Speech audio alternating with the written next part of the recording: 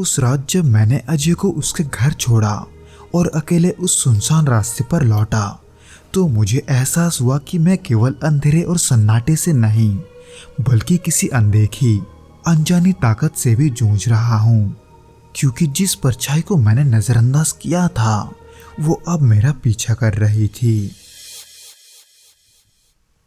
दोस्तों, आज के भौतिक घटना के एपिसोड को हम नितिन जी के पॉइंट ऑफ व्यू से सुनेंगे, जिनके साथ ये घटना वास्तव में घटा था। लेकिन दोस्तों, इससे पहले कि हम इस वीडियो में आगे बढ़ें, आप प्लीज़ इस चैनल को सब्सक्राइब करके इसे अपने दोस्तों के साथ शेयर ज़रूर करना, क्योंकि हम ऐसे वीडियोस हर शाम 6 बजे आपके लिए लाते रहते हैं।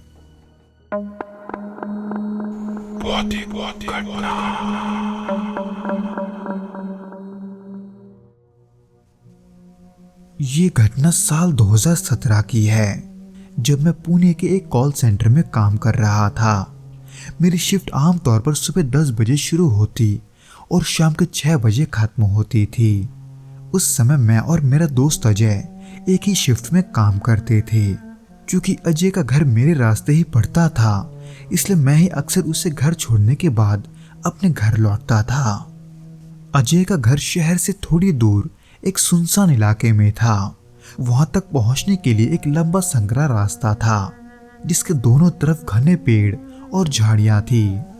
तब मानसून का समय चल रहा था, इसलिए बारिश रुक रुक कर हो रही थी और उस इलाके में सड़कें कीचड़ से भर गई थी। हालांकि अजय इस बारे में ज्यादा बात नहीं करता था, पर वहां से देर रात को जाते हुए अजय ने मुझसे कभी कभार ये कहा था कि उस रास्ते पर उसे रात में अजीब सी बेचैनी होती है।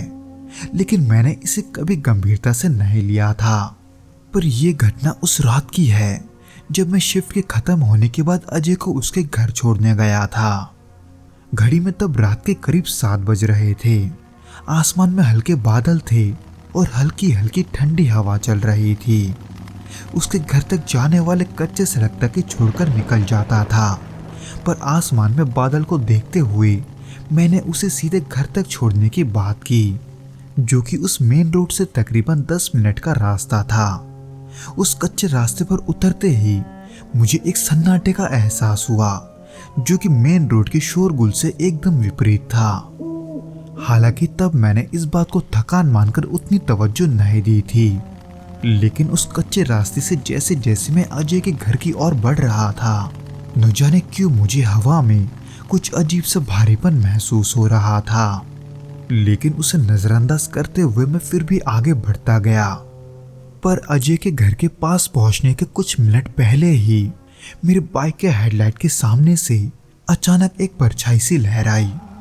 मुझे लगा शायद वो कोई जानवर होगा, लेकिन अजय ने पीछे मुड़कर कुछ देखा और चुपचाप बैठा रहा। फिर कुछ देर के बाद मैंने बाइक रोकी और उसे उसके घर के सामने उतार दिया। जब मैं वहां से वापस लौटने लगा, तब उसने मुझे सिर्फ यही कहा कि संभल कर जाना। हालांकि ये शब्द मैं कई बार सुन चुका था, लेकिन उस दौरान अजय के गले का जो सुर था वो थोड़ा भारी लग रहा था। खैर, अब मुझे अकेले उसी रास्ते से लौटना था। मैंने बाइक को स्टार्ट की और धीरे धीरे उस सुनसान रास्ते पर बढ़ने लगा। वहां से निकलते हुए मुझे कुछ ही मिनट हुए थे।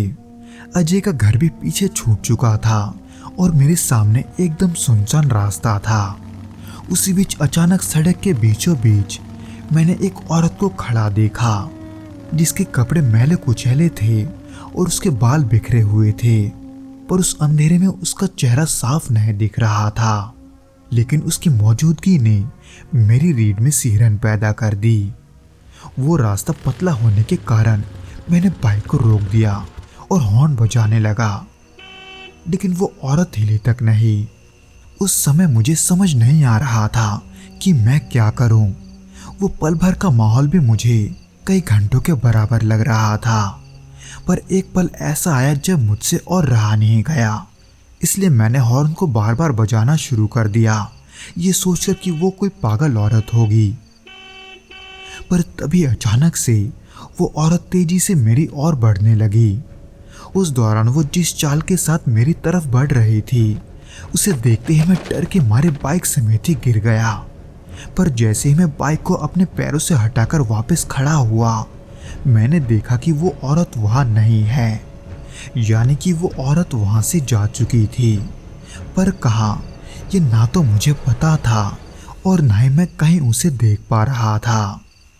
उस एक पल में मेरी दिल की धड़कनें इतनी तेज हो गई थी कि उस सन्नाटे में मैं उन्हें साफ सुन पा रहा था और यहाँ वहाँ देखते हुए बस यही उम्मीद कर रहा था कि वो औरत फिर से सामने ना आ जाए। इसलिए उस मौके को देखते हुए मैंने जल्दी से बाइक को उठाया और जितनी जल्दी हो सके वहां से निकल गया। पर वो सब था क्या, इसके बारे में जानने के लिए मैंने उसके अगले दिन अजय को इस घटना के बारे में सब कुछ बता दिया। लेकिन उसे भी ये नहीं पता था कि आखिर उस रास्ते पर ऐसा क्यों होता है। हालांकि अजय ने भी मेरी तरह ही उस औरत को पहले पागल समझा था, जिसे वो उस रास्ते पर भटकते हुए देखता था। लेकिन मेरी ही तरह एक घटना के बाद उसका भी ये सोच बदल गया। हालांकि अजय पैसों की तंगी के वजह से उस जगह को नहीं छोड़ पा रहा था, लेकिन कुछ महीनों में जब उसकी हालत सुधरी, उसने तुरंत दूसरे जगह घर ले लिया।